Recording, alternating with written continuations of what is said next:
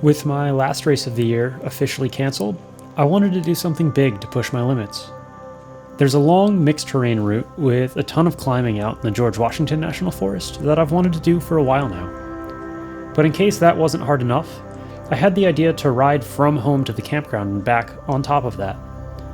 I managed to convince my friend Noah to take a day off work with me and spend 3 full days on bikes.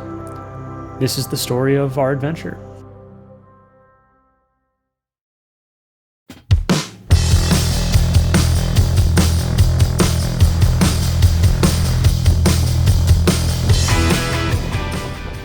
On day 1, we left home on the W&OD before heading out to the quiet gravel farm roads of Loudoun County. We had 80 miles ahead of us with some rolling terrain, but nothing too crazy. Can't get no sleep. My thoughts keep spinning, can't push delete. Morning at work, my head's a mess. I'm keeping the smile, but I'm in distress. So what's the need? Just give me something. We hit the pavement again on our way towards the Shenandoah River and followed it all the way south to Front Royal and then made our way out to the entrance of the George Washington Forest.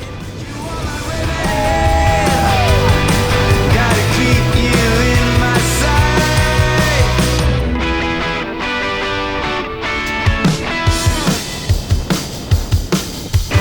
Friday night, we're at these bars. Amanda drove out and met us at camp with all our camping gear and food for the weekend.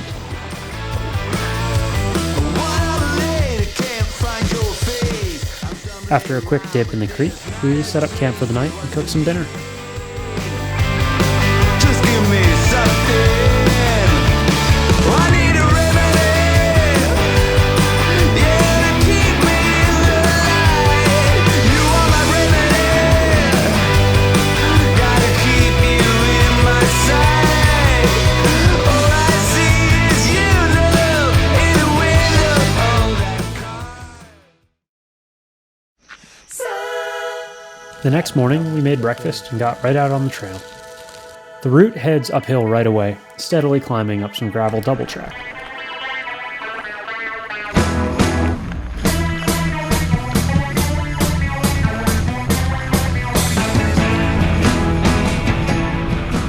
Eventually, it becomes wet, rocky, muddy single track with a handful of creek crossings, creatively named Mudhole Gap.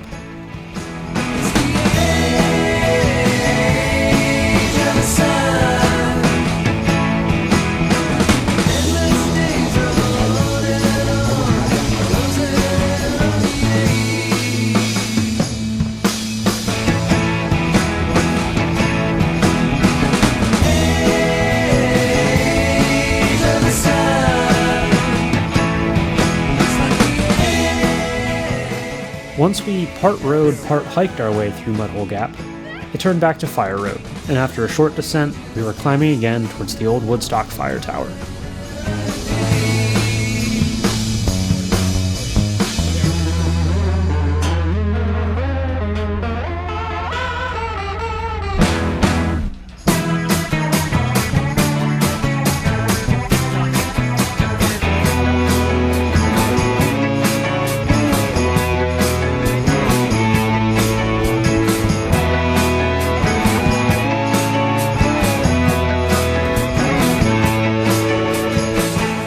Next up was the Peters Mill Run Jeep Trail. It was super rocky and a lot more challenging than we expected. The sole of Noah's shoe was completely ripped off by the end of it, but luckily we found someone that gave us a few zip ties. So Noah's currently zip tying his shoe back together. Once we finally made it through the Jeep Trail, we hit another fire road climb, followed by an epic descent down to Camp Roosevelt.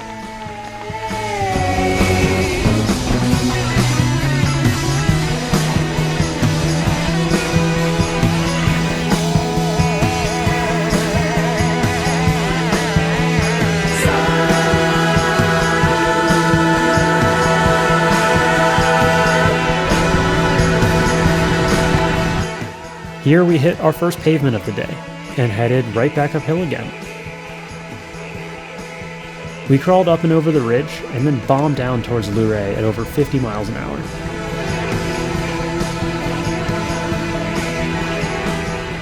Then the road turned north and followed the banks of the Shenandoah River, eventually turning back to gravel again.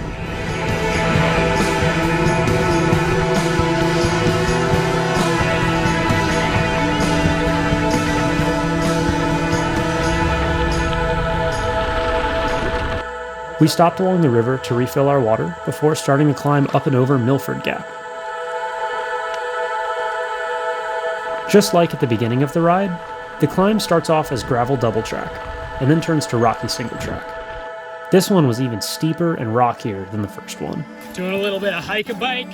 And we ended up pushing our bikes up and over the ridge. We were super exhausted at this point. It was definitely the hardest part of the ride. After that was one more gravel descent back down to Fort Valley Road, which led us back up to camp, thoroughly exhausted after 60 miles with nearly 7,000 feet of climbing.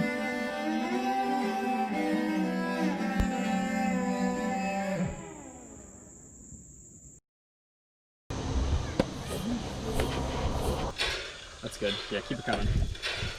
I could really use a change of scenery. Yeah, everybody smoking all the greenery. I felt pretty good going into day 3. We still had nearly 80 miles to go, but the hardest part was behind us. It felt a little bit like a victory lap, just like rolling towards the Champs-Élysées in the final stage of the Tour de France. Except no one was handing us champagne from the support car.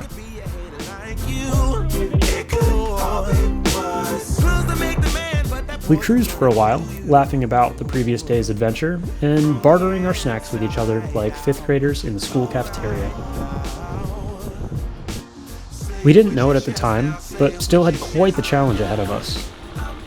Looming ahead of us was Mount Webb. I knew we were expecting a climb, but didn't know how hard it would be. It turned out to be 2 miles of gravel, climbing 1,000 feet, and reaching a max grade of 15%. We ripped down the descent and stopped at the local general store to fill up on soda, cookies, and candy, just as any serious athlete would do. We had a few more miles of quiet farm roads on the way into Purcellville, and then slogged out the last 30 long miles on the W&OD. This was an epic adventure. Without racing this year, I needed something to push myself out of my comfort zone, and I had never done a ride this big before.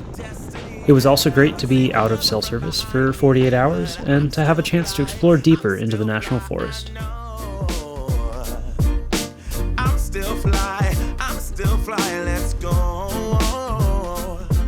It could all be worse, I could be a hater like you. It could all be worse. Clothes to make the man, but that poison's gonna kill you. From the inside out, it's time to say it with your chest now, say it with your chest now. You guys silly? I'm still gonna send it.